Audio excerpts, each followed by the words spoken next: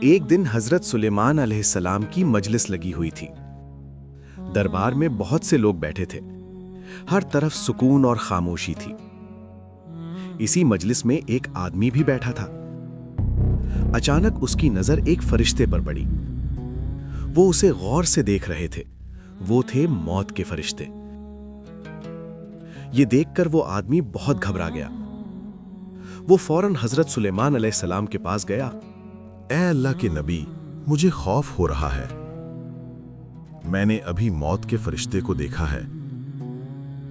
وہ مجھے عجیب نظر سے دیکھ رہے تھے۔ برائے کرم مجھے یہاں سے دور بھیج دیں۔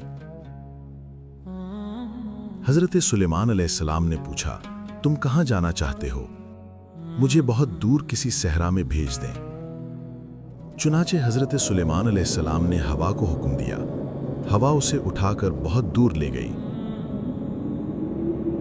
وہ ایک سنسان صحرا میں پہنچ گیا۔ وہ سوچنے لگا، اب شاید میں محفوظ ہوں۔ لیکن اچانک اس کے سامنے ایک فرشتہ ظاہر ہوا۔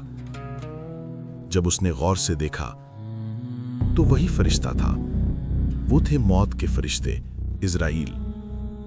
وہ گھبرا کر بولا، میں تو تم سے بچنے کے لیے اتنی دور آ گیا، لیکن تم یہاں بھی آ گئے۔ آخر کیوں؟ تم میرا پیچھا کیوں کر رہے ہو؟ میں تمہارا پیچھا نہیں کر رہا تھا، میں تو خود حیران تھا۔ مجھے حکم دیا گیا تھا کہ آج تمہاری روح اسی صحرا میں قبض کرنی ہے۔ تب اسے حقیقت سمجھ آ گئی۔ انسان دنیا میں کہیں بھی چلا جائے، موت اور تقدیر سے کوئی نہیں بچ سکتا۔